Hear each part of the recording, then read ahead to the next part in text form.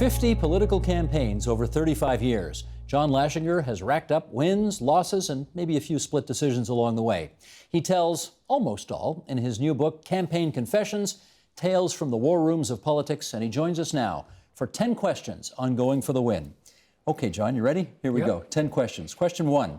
Which campaign out of all those 50 was the most fun? I think it was the Larry Grossman campaign. There was two of them in 1985, but the first one was fun. We had a group of people who were imaginative, who were progressives. They wanted to do different things in politics. I remember it was the old days of the delegated conventions, and you got this big arena. And how do you control what's going on in the arena and have the attention on you? So I had a scissors lift built into the stadium where we were all sitting. And right after the first vote, I put Larry on the scissors lift and put him up 15 feet in the air. I remember that. And we controlled, and we had music. We had Bruce Springsteen's music. Anyway. That was the 85 Ontario PC Leadership Convention. The first one. There were two that year, you're right. Question 2. Which leaders that you've worked for have you admired the most? Oh, I mean, it's not fair to pick one, but I mean, I had a lot of respect for Bob Stanfield. I have a lot of respect for Bill Davis, and I guess a lot of respect for John Crosby. Those three, at that point in my life, maybe made the biggest impression. In fact, Stanfield was a year older than my father, and he was born on the same day as my father. And when I worked for him, especially as I was seeing him out the door after he'd lost in '74, and I was national director, and we were getting ready and clearing the decks for the new candidate, for the new leader, who happened to be Joe Clark.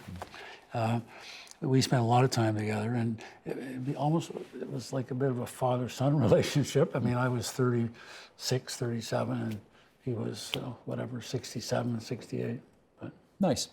Question 3. What leader did you reject because he or she did not impress you when you asked them, why do you want this job? I don't think I've ever rejected anybody. It was interesting in 2010, in the leadership or the Toronto mayoralty race, there were 6 serious candidates. 5 of them called me and asked me to run their campaigns, which is a bit of a trip. Now, I had been David Miller's campaign chair for 2003 and 2006, and so they thought I had some magic I could weave for them. The only one who didn't call was Mammoliti, Giorgio Mammoliti. He never made it to the finish line anyway. No, he never did. But no. Okay. Question 4. Which losing campaign hurt you the most because you thought this person really should and deserves to win? I think that's the John Tory, the provincial campaign, 2007. In the absence of having 2 of our elected members jump ship on us, I believe we would have won. We were tied with 10 days to go.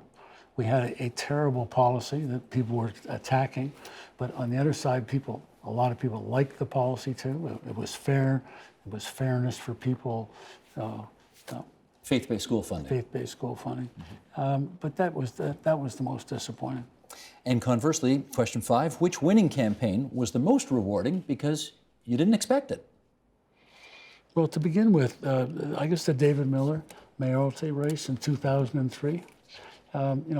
Miller started off tied for second place behind way behind Barbara Hall, who was at 55% or something. We didn't expect to win, but I had worked with David for a year, quietly as a volunteer. I'd meet him, once a month, and we'd plan out what we were going to do the next month. And this was all well before the election was called. And I knew him to be a classy, bright, classy guy, and it was rewarding to see it all unfold the way I told him it was going to unfold. Question 6. Dozens and dozens and dozens of campaigns that you've run. What's your record? One's losses. 600. You're batting 600. Yeah, So you win 6 out of every 10. Yeah. Okay, so question 7. If you're only batting 600, why should anybody hire you? Because that's all it takes to get to the majors. Okay, question 8. Most people who do what you do only work for one party. You don't. Why not? Yeah, I'm not sure that's true. Certainly in the States. I'm unusual in Canada, but in the States, people are, hire political consultants to run campaigns, and they can be, they can be Democrats or independents or Republicans. People switch around. James Carville, I think, is married to a Republican. I mean, so it's strange bedfellows there too. I just decided this was going to be, and the only criteria I have is, is this a good person? Does the person have the stomach, the intestinal drive to want to make a difference and to work hard and to make it happen? So. Question 9. Which do you, as the campaign manager, feel more keenly? The thrill of victory or the agony of defeat? Both.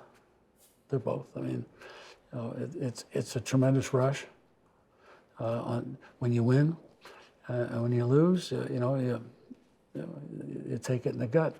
And so I've left a piece of myself, in 20 campaigns all over the country. You leave a little bit of yourself, but the rush makes up for it. Question 10. Why have you never run for office?